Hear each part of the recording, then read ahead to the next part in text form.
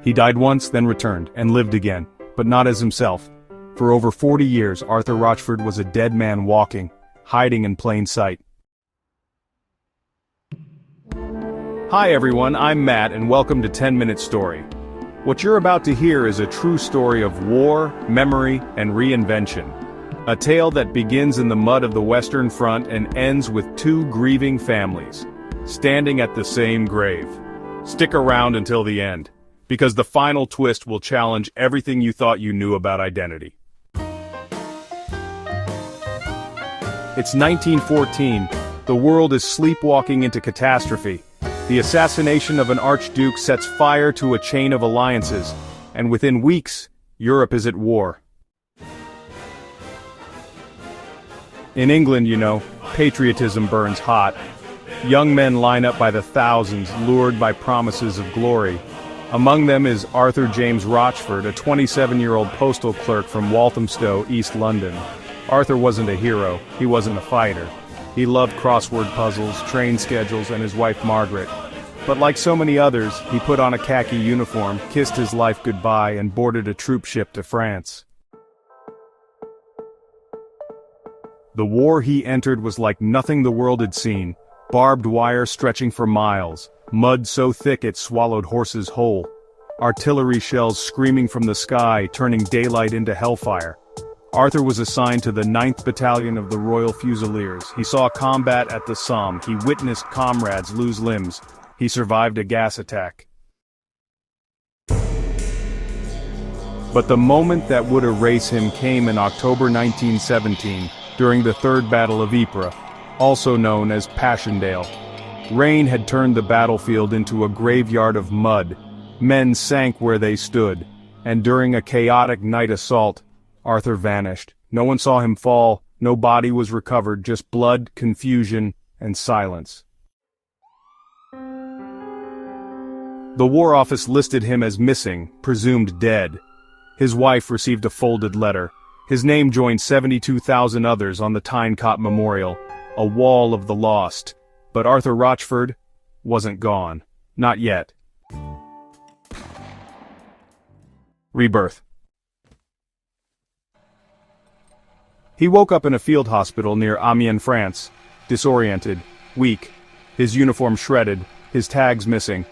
He couldn't speak. Some said trauma had made him mute. Others thought he had shell shock, what today we'd call PTSD. A nurse remembered he had the eyes of a man who had watched the world end. For weeks he drifted in and out of consciousness. When he finally stood again, he didn't ask to go home. He didn't write to his wife, he didn't reclaim his name. Instead, he vanished into civilian France. How? Why? We'll never know for sure. But historians believe that with no records, no identity, and a war still raging, Arthur made a choice. Or maybe the war made it for him. He started calling himself Harold Garnett. He found work unloading crates at a shipping yard in Rouen, told people he was a Belgian refugee. At night, he'd sit alone in cafes, staring at the rain, sometimes writing in a small leather notebook. No one ever saw what was inside. Slowly, the lie became a life. He moved south, met a woman, married again, fathered 2 children, told them stories of a brother who died in the war. He grew a mustache, took up pipe smoking, and avoided cameras. He never left France, and never contacted England. For the world, Arthur Rochford was dead. If you're finding this story as unbelievable as I did, remember, it's all true. And there are more stories like this every single day on this channel.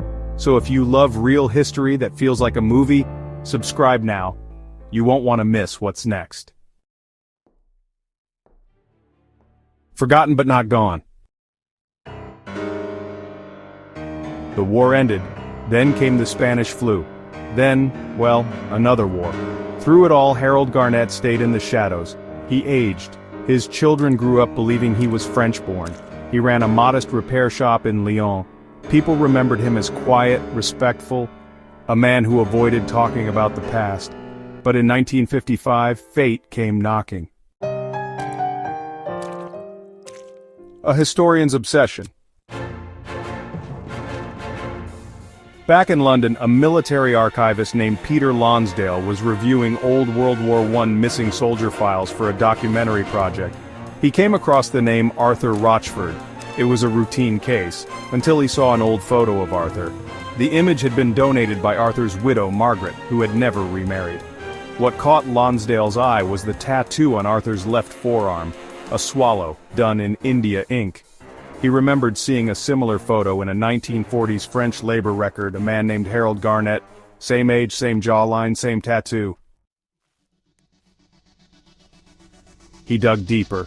The handwriting matched. The birth date was off by 1 year, but that could be intentional. The place of birth was missing. And Harold Garnett had no official documentation prior to 1918. Lonsdale was hooked.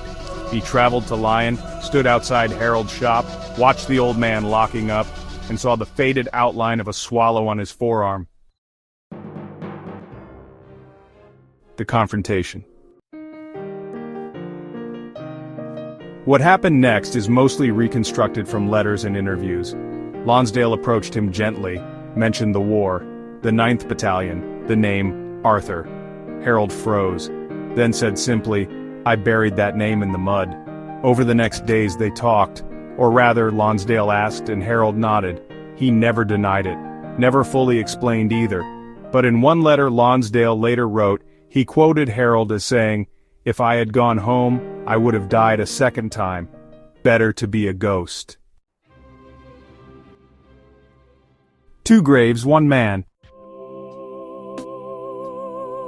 In 1960, Arthur Rochford, also known as Harold Garnett, died of heart failure. He was 73. The news reached both his families. In London, Margaret, now in her late 60s, received a letter. She had never remarried. She never believed he was alive. She attended the funeral in France, standing silently behind the family he had built in secret. His French wife, now a widow too, was stunned. His children, shocked. And yet no one was angry, because by then, Arthur had become a symbol, a man who embodied the trauma of a century, a soul caught between two lives. On his tombstone they engraved both names, Arthur James Rochford, Harold Garnett, 1914 to 1917, gone, 1918 to 1960, found. So let's talk about the legacy of a ghost. Arthur's story never became famous. It's not in most history books, but among historians, he's a quiet legend. He represents all those who were lost, not to death, but to silence. The soldiers who came home different, or didn't come home at all, even when they survived. We talk about heroes, but we forget the ones who broke, who ran, who reinvented themselves to survive. Arthur didn't fake his death. He was dead, inside. And when he chose a new name, it wasn't to deceive, it was to escape. In the end, maybe we all carry versions of ourselves we've buried. But Arthur, he buried his entire identity. And yet he still lived, loved, left behind two families who, in the strangest way, both mourned the same man. If you were Arthur, would you have gone back? Or would you have stayed hidden like he did? Let me know in the comments. And don't forget, 10-minute story.